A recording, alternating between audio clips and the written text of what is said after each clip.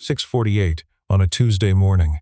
A black Escalade pulled into the gravel lot at Mercer Tile and Stone and stopped without killing the engine. The driver stayed inside for almost a minute. Then the door opened and Cassandra Holt stepped out in heels that had no business on gravel, a phone pressed to her ear, a leather portfolio tucked under her arm. She did not look at the building. She was already talking to someone else. Her project manager, a man named Briggs who had driven up from Atlanta the night before, met her at the entrance. He handed her a tablet. She scrolled without slowing her pace. "The inventory's been sitting in Bay 3 since February," Briggs said. 31 pallets, mixed lot, antique reclaimed limestone, hand-cut terracotta from a cancelled estate job, 4 crates of imported Moroccan zellage, all of it flagged for disposal. The acquisition team said it was easier to write it off than to catalog it. Cassandra stopped walking.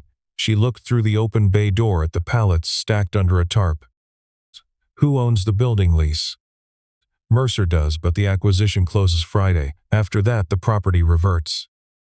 "Then it's not our problem after Friday." She looked at Briggs. "Call the disposal contractor. Tell them they can have whatever they want. Tell them to clear it by Thursday or we leave it for the county." Briggs made a note. "There's a local guy, does salvage work. He's been calling the office for 3 weeks asking about the limestone. Give him the address and tell him it's free if he hauls it himself." She turned back toward the Escalade. "I'm not paying anyone to take our trash." She was gone by 7:15. The man Briggs called was named Owen Marsh. He got the message at 7:22 while he was making breakfast for his daughter Lily, who was 7 and particular about the ratio of butter to syrup on her pancakes. He read the text twice, set the phone face down on the counter, and finished pouring the syrup before he said anything. "Dad." Lily was watching him with the focused attention children apply to adults who are trying to hide something. "Your face did the thing." "What thing?" "The thing where you're trying not to smile." He slid the plate in front of her. "Eat your pancakes." He picked up the phone again in the driveway, standing beside his truck in the early cold. He read the address. He knew the building. He had driven past it 60 times over the past 4 years, always with the same thought, always without stopping, because the lot had been fenced and the interior dark, and he had told himself what was inside was not his business. He called his brother-in-law, Marcus, before he reached the highway. "I need you in the flatbed at an address in Cartersville by 9. Marcus was quiet for a moment. "Is this about the Mercer property?" "They're giving it away." Another pause. "Owen." "I know." "Do you actually know? Because the last time you said I know like that, I was loading your truck at midnight in the rain." "I'll explain when you get there. Bring the straps." Owen arrived at the lot at 8:40. The bay doors were open. A young man with a clipboard was standing near the entrance rillets, looking like he wanted to be somewhere else. Owen introduced himself. The young man handed him a release form and pointed at Bay 3 and said, "Whatever you can haul by end of business Thursday is yours. Anything left is county disposal." Owen walked into Bay 3 alone. He stood at the edge of the first pallet and looked down the row. 31 pallets. The tarps were gray with dust. He lifted the corner of the nearest one. Antique French limestone, reclaimed, hand-cut, the kind that had been pulled from a 19th century chateau and had traveled across the Atlantic in a container ship and had ended up under a tarp in a bay in Cartersville, Georgia, waiting to be thrown away. He set both hands flat on the stone. The cold of it came through his palms. He had worked with limestone like this exactly once in his life on a restoration job in Savannah 7 years ago, the year before his wife, Dana, got her diagnosis. He had sourced 3 pallets through a specialty importer in Charleston and spent 6 weeks laying it by hand in a 19th century townhouse kitchen, while Dana came to the site every Saturday with lunch and sat on an overturned bucket and read to him while he worked. She had been gone for 4 years. He stood in the bay for a long time. The sound of gravel shifting under a truck told him Marcus had arrived. Marcus came in and stopped. He looked at the pallets. He looked at Owen. He crossed to the nearest one, lifted the tarp, crouched and pressed his thumb into a grout line on the edge stone. He stood up slowly. "How many pallets is hand-cut limestone?" 16, maybe 18, plus the terracotta, plus 4 crates of Moroccan zellage I haven't opened yet. Marcus turned to face him fully. "You know what this is worth." "I know what it was worth to the people who made it." Owen, I'm going to restore it, all of it, and when I'm done it will be worth what it deserves to be worth. Marcus looked at him for a long count. He had married Owen's sister 11 years ago and had watched Owen build his tile business from a pickup truck and a rented grinder into something real, and he had watched Dana get sick, and he had watched Owen keep building anyway, working nights after Lily was asleep, because stopping meant something he was not ready to name. All right, Marcus said. Where do you want to start? The Escalade was crossing the Georgia state line by noon. Cassandra Holt had 3 calls before lunch, and a board presentation at 2 and a dinner with a commercial real estate developer who was interested in partnering on a mixed-use project in Buckhead. She did not think about the Mercer property again until Thursday morning, when Briggs sent a confirmation that the lot had been cleared and the release paperwork signed. She confirmed receipt and moved to the next item on her list. In her corner office on the 14th floor of a glass building in Midtown Atlanta, she had a framed photograph on the credenza behind her desk. Her father, Gerald, in 2009, standing at a job site in Charleston, one hand on a column of antique limestone he had sourced from a French estate sale. The other man in the photograph was barely visible, half turned away from the camera, crouching to examine the stone. She had passed that photograph every day for 2 years. She had never thought to look at the other man's face. Owen spent the first week with Marcus and a third man, a retired mason named Earl, who had worked with Owen's father and who came because Marcus asked him and because he recognized what was in the bay the moment he saw it. Your daddy worked with French limestone once, Earl said. 1987, a restoration in Savannah. He drove 3 hours each way for 6 weeks and never complained once. Owen did not answer. He was reading the face of a terracotta tile with the flat of his thumb, tracing the maker's mark pressed into the clay. By the end of the week they had catalogued every pallet. The limestone ran to 19. The terracotta was hand-cut Tuscan, late 19th century, from a cancelled Scylla restoration project. The zellage was fez pattern, traditional cold water firing, the kind that had not been commercially produced since the 1990s. Owen spread the catalog on the workbench in his shop, a converted double garage behind his house on Whitmore Lane, and studied it for a long time. Lily came out in her pajamas at 9 p.m. and sat on the stool beside him. What are all the squares, she said. Tiles. They're old. Very old. She leaned in and studied one of the photographs. They're pretty, like the floor at Nana's church. Yeah, he looked at her, exactly like that. She rested her chin on her hand. Are you going to fix them? Some of them don't need fixing. They just need someone to know what they are. She considered this with the seriousness she brought to most things. Okay, Daddy, don't stay up too late. She padded back inside. He sat at the workbench another hour, making notes in the margin of the catalog in pencil, the way his father had marked drawings in 1987. The call came on a Wednesday morning in the 3rd week. A woman named Adrian, who sourced materials for a high-end restoration firm in Savannah, had seen a listing Owen had posted on a trade forum. She had sent a message the night before. He called her back between job sites. The zellage, she said. I need to know the firing pattern and the origin mark. He described it. She was quiet for almost 10 seconds. Where did you source this? Private acquisition. Owen, where did you source it? He had met Adrian at a trade conference in Charleston 4 years earlier, 2 months after Dana died. She had sat across from him at a dinner for restoration professionals and had talked about tile the way people talk about something they love past the point of explanation, and he had thought, for the first time in 2 months, that the world still had people in it who cared about the right things.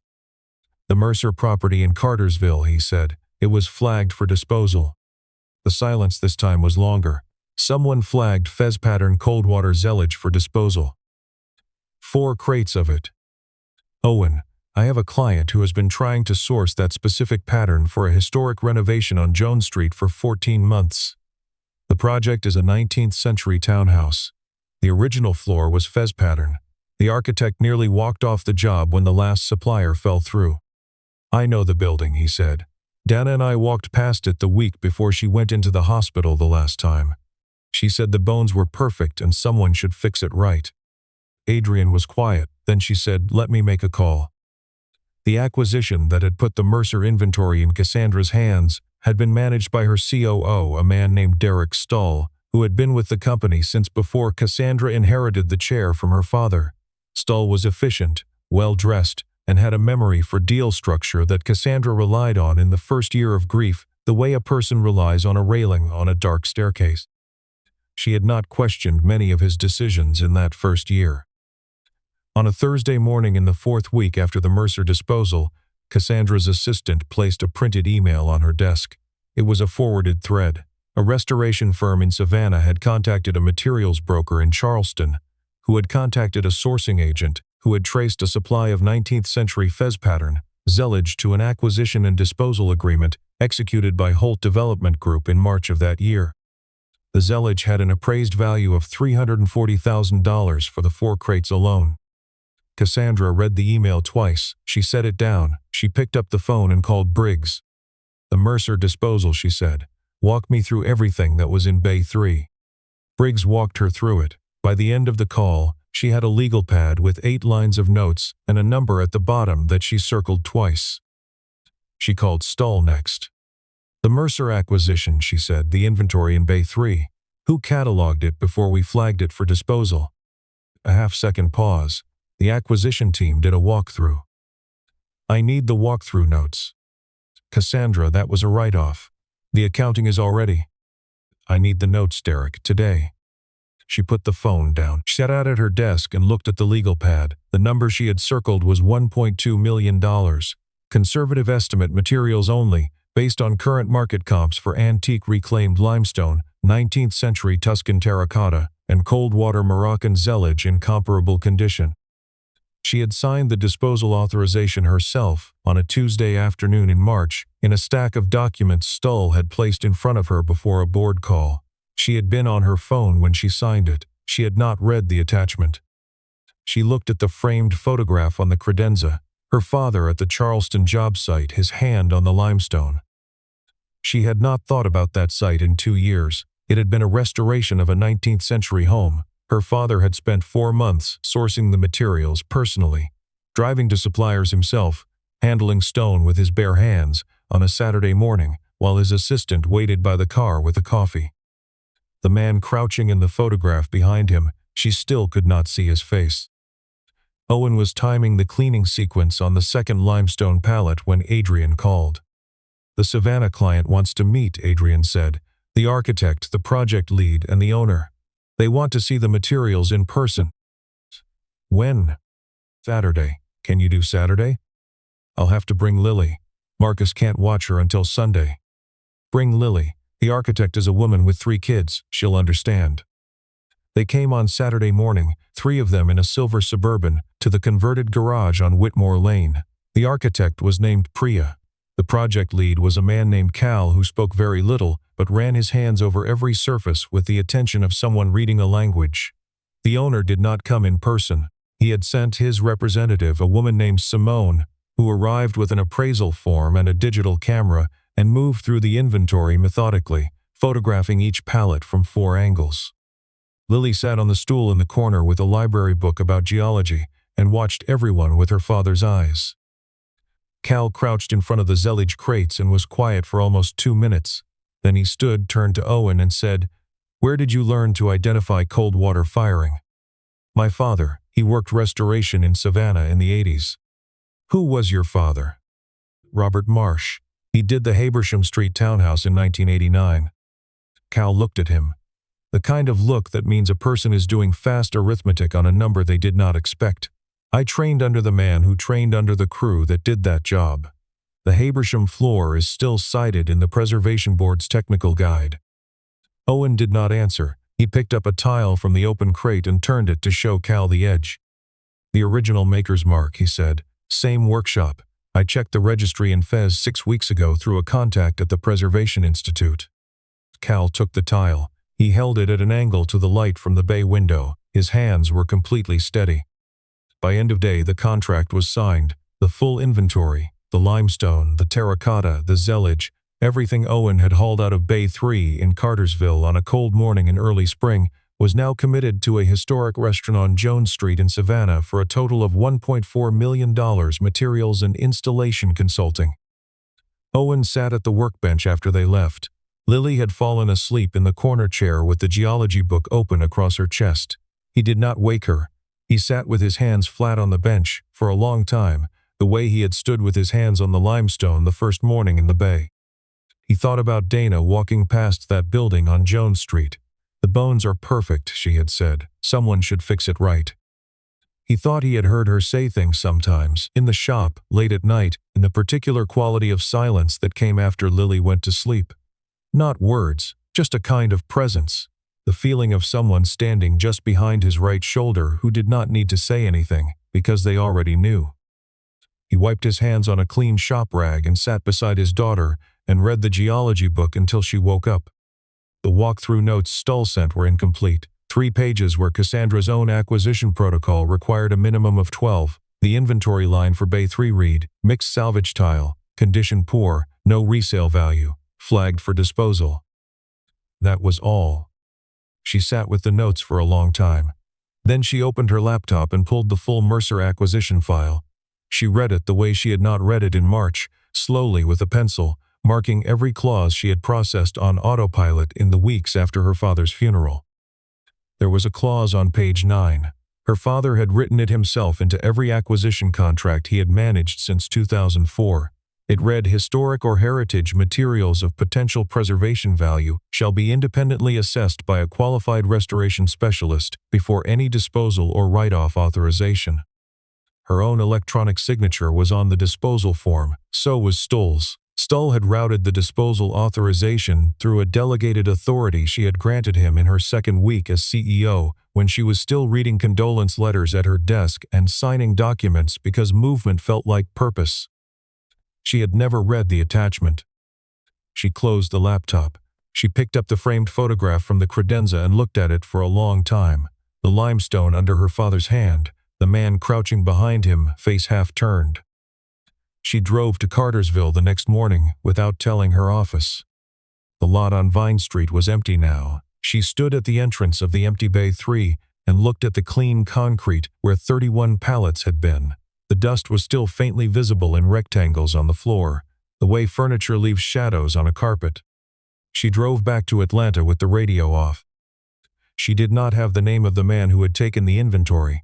Briggs had only a signed release form. She traced it through 3 calls, Briggs to the young man with the clipboard to the disposal contractor's office, where a woman named Pat found the paperwork and read her the name. Owen Marsh, Marsh Tile and Stone, Whitmore Lane, Cartersville. She looked up the address. She looked up the business. She found a website with photographs of restoration work, mostly residential, some commercial, all of it meticulous in ways she recognized because her father had used the same word for work done right. She found a photograph of a floor laid in antique French limestone in a townhouse kitchen in Savannah, the kind of work that took 6 weeks and looked like it had always been there. She called the number on the website. A man answered on the 3rd ring. Marsh Tile.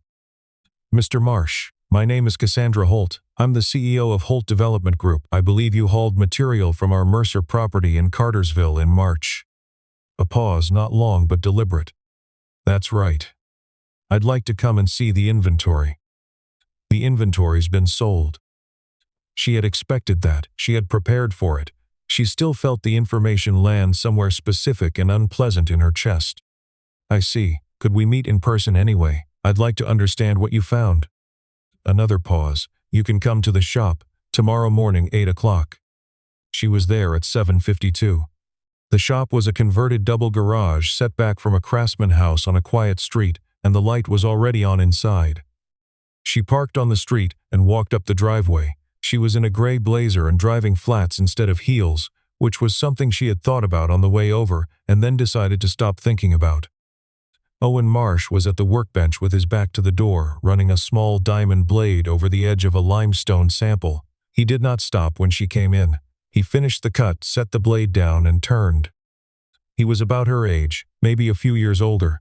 Flannel shirt, work boots, a small scar across the back of his right hand that she noticed because he was holding the limestone piece in that hand, and the scar caught the light. "Ms. Holt." "Mr. Marsh." She stopped in the middle of the shop and looked around. Clean tool lines, stones and samples arranged by type along the wall, A whiteboard with a project schedule in black marker, a child's drawing of a house with a yellow sun taped above the window. Your team flagged 31 pallets as mixed salvage in poor condition with no resale value, she said. I'd like to know what that actually was. He looked at her for a moment. Then he walked to the workbench and picked up a printed catalog, 2 stapled pages, and held it out to her. She took it. She read it standing where she was. 19 pallets of antique French reclaimed limestone, 8 pallets of 19th century hand-cut Tuscan terracotta, 4 crates of traditional Fez pattern cold water zellage, origin marked and registry verified. She turned the last page. At the bottom in pencil a single line, Est, materials value at current market comps, 114. She folded the catalog. She did not hand it back. You knew the value when you picked it up. I knew what it was when I walked into the bay. Why didn't you contact my office? He reached past her and took a small limestone piece from the sample rack. He turned it in his hands. I tried, 3 weeks before the disposal. I called twice and sent an email. Briggs told me the decision had been made and to stop contacting the office. He set the piece down. I signed the release. I cleared the lot. I didn't take anything that wasn't offered. She was quiet. A sound from inside the house, small feet on a floor, then a door. A child appeared in the gap between the shop and the breezeway, 7 years old, dark-haired, wearing a backpack. She stopped when she saw Cassandra. Dad, I'm ready. I'll be 1 minute, Peanut. The girl looked at Cassandra with uncomplicated directness. Are you buying tiles? Cassandra stopped. I'm talking with your dad about some tiles, yes. Dad knows everything about tiles. She said this as simple established fact, the way children state things they consider settled. He knows what kind they are just by touching them. I believe it, Cassandra said. Owen came around the bench, crouched to the girl's height, checked that her backpack was zipped, and tucked a strand of hair behind her ear. Mrs. Garner has carpool today. I'll pick you up at 3. Okay, Daddy. Lily looked once more at Cassandra. Bye. Bye, Cassandra said. The sound of small feet on gravel, then a car door, then quiet. Owen stood and came back to the bench. He did not say anything about the interruption. He picked up the limestone piece again. The zellage is going into a Jones Street townhouse in Savannah, he said. Built 1887. The original floor was Fez pattern. The architect has been sourcing for 14 months. Your team flagged it as scrap. Cassandra set the catalog on the bench. She pressed one hand flat on top of it. My father wrote the independent assessment clause into every acquisition contract we've had since 2004. I didn't read the Mercer documents before I signed the disposal authorization. She stopped. She did not finish the sentence. She did not need to. Owen looked at her. He did not fill the silence. I'm not here to dispute the release, she said. You signed it legally. The materials are yours. The sale is yours. She picked up the catalog, looked at the penciled number at the bottom one more time, and set it back down. I want to understand how this happened so it doesn't happen again. He was quiet for a moment. Then he said, Your father sourced the limestone in that photograph in your Midtown office from a French estate in 2009. I know because I was there. I was 26. I was working for the Charleston importer who handled the container. I carried those pallets off the truck. He paused. He spent 3 hours on site that day talking to the crew about the stone. Most people in his position don't do that. She looked at him.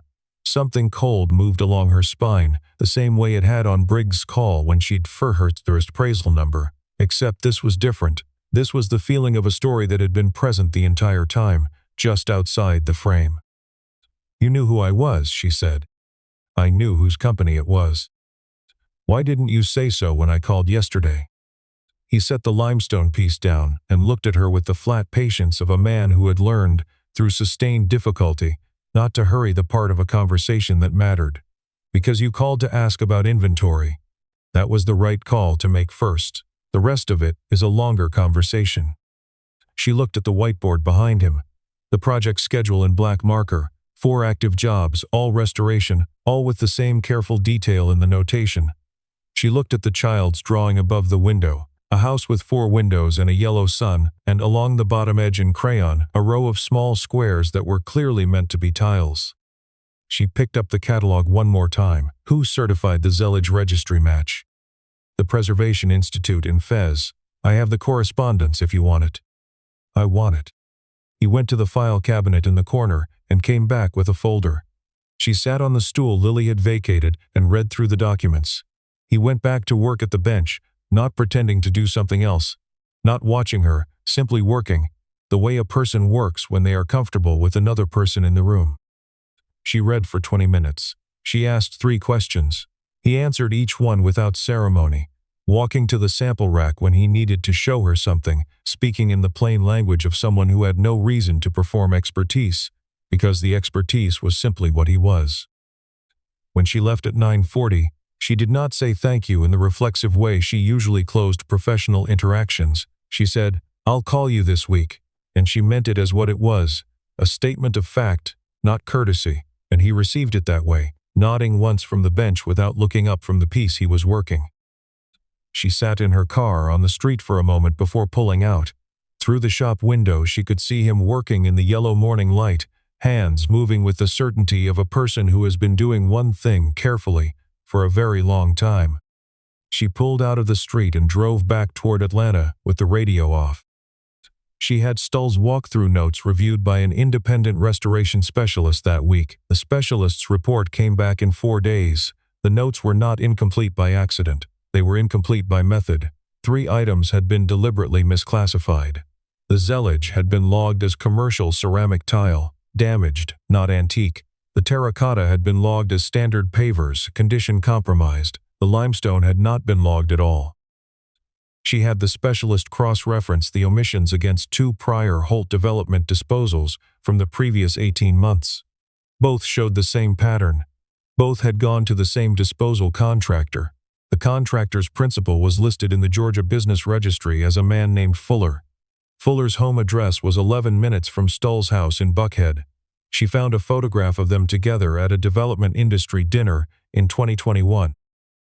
She called her personal attorney that evening, not her corporate counsel. She used her personal phone. She asked him to be at her office at 7 the next morning, alone, with a notary. Owen was sealing the edge of a restored limestone sample at the workbench Thursday evening when his phone rang. Lily was asleep. Marcus had gone home at 6. The shop was quiet except for the sound of crickets starting up in the yard. "Mr. Marsh, it's Cassandra Holt. I know it's late. I'm sorry." "It's all right. What do you need?" "I need to ask you something that's a little outside the scope of what we discussed on Monday." He set down the sealant. "Go ahead." "My COO misclassified the Mercer inventory, not by accident. He has a relationship with the disposal contractor that the materials went through before you claimed them. I have documentation now. I'm moving forward with legal action." A pause. "Your father did restoration work in Savannah in the late 80s. Did he ever have a contract with the Hensey estate on Gaston Street?" He was quiet. "He did, 1991. Why?" "Because the Hennessy estate had antique Belgian bluestone flooring in the carriage house that was flagged for disposal in a Holt development acquisition in 2022. It went through Fuller's disposal company. I don't know where it ended up." He sat with this for a moment. The night sounds came through the cracked shop window, frogs along the creek at the back of the property, a dog somewhere on the street. "What are you asking me?" he said. "I'm asking if you know of other materials in the Atlanta or Savannah market that may have been incorrectly classified and moved through the same contractor. Because if Fuller has been running a pattern, there may be materials that should have been preserved under restoration contracts that ended up elsewhere. And I want to find them." He was quiet for a longer time. "I know 3 brokers who work the reclaimed material circuit between Atlanta and Savannah. 2 of them would talk to me about provenance questions. Would you be willing to make those calls?" "Yes." She let out a slow breath. "Thank you." He hesitated a moment, then said, "Messrs. Holt, the photograph in your office, the Charleston job site. Your father spent 3 hours with the crew that day. Before he left, he walked the lot and he picked up a piece of limestone from a broken pallet edge. Scrap. He carried it to his car. I thought it was a strange thing to do. My supervisor said he always did that. He kept pieces of every major job he worked in a box in his office so he could remember what he touched." She was quiet for long enough that he thought the line had dropped. Then, "That box is in his storage unit in Charleston. I haven't opened it." He did not say anything. Some things did not need adding to. She opened it the following Saturday, alone, in a storage unit off Savannah Highway, with the bay door rolled halfway up and the morning light coming in low and flat across the concrete. The box was wooden, about the size of a milk crate, with a hinged lid and a small brass clasp. Inside were pieces of stone and tile, maybe 40 of them, each wrapped in paper and labeled in her father's handwriting. Dates, addresses, descriptions. Some she recognized, most she did not.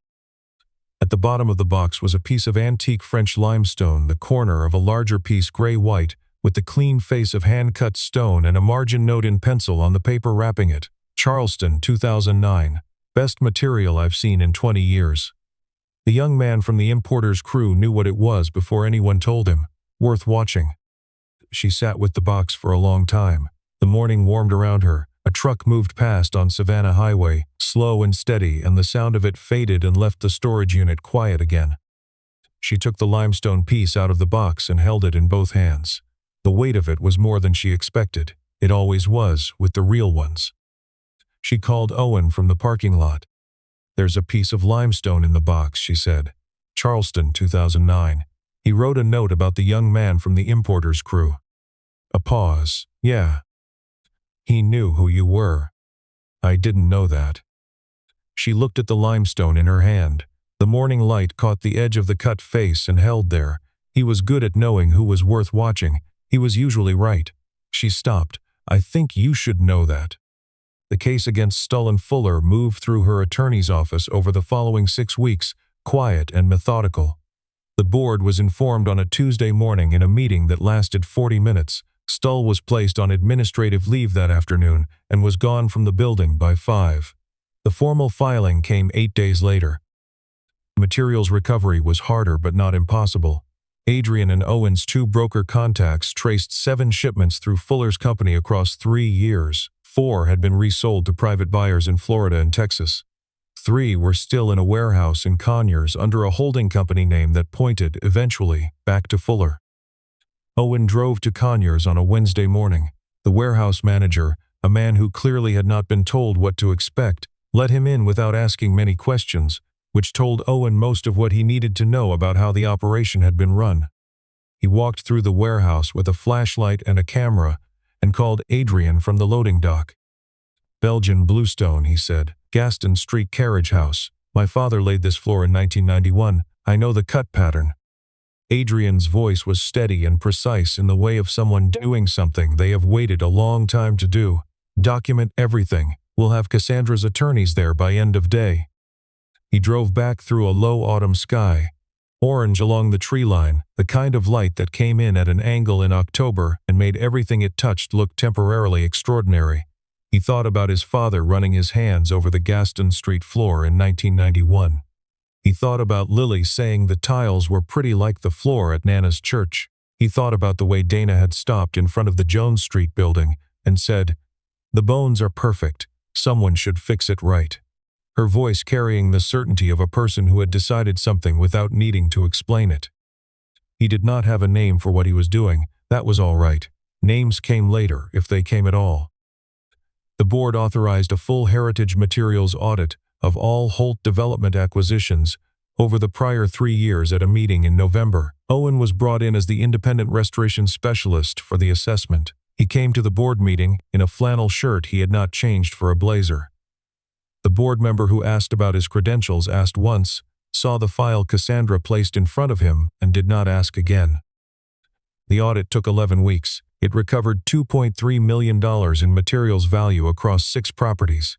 2 historic preservation boards in Georgia and South Carolina opened independent recognition proceedings for 3 of the recovered material sets. At the January board meeting, a resolution was passed formally establishing a heritage materials division within Holt Development, with an independent assessment protocol written directly into the acquisition standard. The division head position was offered to Owen in a letter Cassandra drafted herself. He read the letter at the workbench after Lily was in bed. He read it twice. He turned off the shop light and sat in the dark for a few minutes, not thinking, just sitting, in the way a person sits when something has settled and they are giving it room. He called Cassandra the next morning. "I'll take it," he said. "One condition: the shop stays in Cartersville. Lily's school is here. I drive to Savannah and Charleston regularly. I can add Cartersville to the route." A pause. "You'd drive 2 hours each way." I've driven farther than that for less reason. She stopped. Your father's floor on Gaston Street, the carriage house. The preservation board wants to do a formal recognition ceremony in April. They'd like the original craftsman's family present if possible. He was quiet for a moment. Lily would want to come. I thought she might.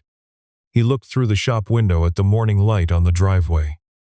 Lily had drawn another house on the whiteboard the week before. This one, with a proper tiled floor inside, rendered in orange and yellow crayon, with the concentration of someone who had thought carefully about what tiles look like when the light comes through a window and hits them right. She's been asking about Savannah, he said. She wants to see the Jones Street floor when it's finished. The installation is March. She can be the first person who walks across it if she wants. He could hear in Cassandra's voice the same thing he had heard on the first morning in the shop, when she had read through the catalog standing in the middle of the floor, without needing a place to sit. The particular quality of someone who has stopped managing a situation from outside it and has simply stepped in. He had recognized it because Dana had that quality, and his father had it, and he had tried for 4 years to hold on to it himself in the hours after Lily went to sleep, and the shop was quiet and the work was the only thing that kept the shape of a life visible. March, he said. Tell me what time. The Jones Street floor was finished on a Thursday in early March. The limestone and terracotta had been laid over 6 weeks by Owen and a 2-person crew he had trained himself, working from the original specification drawings he had sourced through the Savannah Preservation Archive, checked against Earl's memory of the material, and verified by Priya, who stopped by every third day and said very little but ran her hands over every seam with the expression of someone reading something exactly right. The zellige went in last, 4 crates, room by room, fez pattern cold in the morning light the way it had always been, the way it had been in 1887, the way it had probably always been meant to look, which was like something that had always been there and had simply been waiting for the right pair of hands to put it back. Lily walked across it first on a Saturday morning in mid-March, in her sneakers, Cassandra beside her, Owen and Earl standing in the doorway. She walked slowly, the way she walked when she was paying attention to something. She stopped in the center of the main room and looked down. The light came through the front windows and caught the surface of the tile at an angle that made it seem to breathe. Dad, she said, it's like what you said. It doesn't look like someone put it there. It looks like it grew. Owen looked at Cassandra across the top of Lily's head. She was already looking at him. The morning light came through the window at the angle it comes through a window in March on the Georgia coast, warm but still carrying the memory of winter in it, the specific quality of a light that has traveled a long way and arrived at exactly the right moment. Lily reached up without looking and took Cassandra's hand. Cassandra did not say anything. She closed her hand around the small fingers and held on. Some things do not need to be announced to be known. I keep thinking about the moment Owen walked into that bay in Cartersville. 31 pallets under gray tarps. A room full of what someone in a corner office had already decided was worthless. He could have walked in, seen dust and broken crates, and walked back out. Most people would have. But he pressed his hand flat on that limestone and felt what it actually was, not what someone else had labeled it. That's the part that stays with me, not the 1.4 million, not the boardroom, the hand on the stone.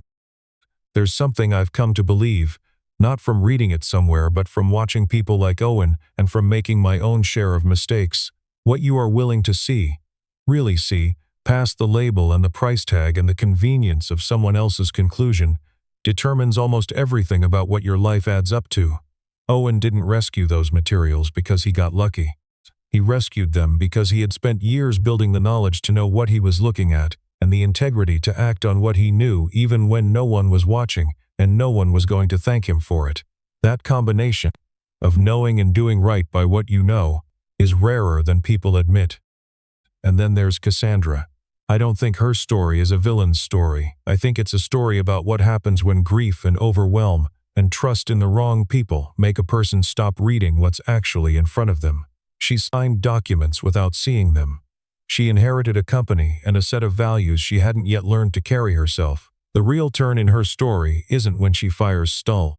It's earlier. It's the moment she drives back to that empty bay in Cartersville and stands on the concrete and looks at the dust rectangles where the pallets used to be and doesn't make an excuse. She just looks. That's where something in her started moving in the right direction again. What Stull did required a specific kind of dishonesty. Not just lying, but depending on other people being too busy, too grieved, too trusting to notice. That kind of scheme always has an expiration date. Not because of luck or fate, but because it requires everyone around you to stay asleep indefinitely and people wake up. Cassandra woke up, and when she did, she didn't try to minimize or redirect. She went back to the source, sat on a stool in a man's shop, and read through a catalog of what she had almost thrown away. That takes something, not just intelligence, not just access to good lawyers. It takes the willingness to be wrong out loud, which is one of the harder things to do once you've got a title and a reputation and people watching. I think about Lily walking across that Jones Street floor on a Saturday morning, stopping in the center of the room because the light hit the tile at the right angle, and saying it looked like it had grown there. She was 7. She hadn't learned yet to override what she actually saw with what she was supposed to think. Owen had spent 30 years working to get back to that. Cassandra was just starting. Some things do not recover from being thrown away, but some things, the ones made by careful hands and carried by people who refuse to let the label be the last word, come back. And when they do, they tend to come back more fully than anyone expected. That's the part worth holding on to.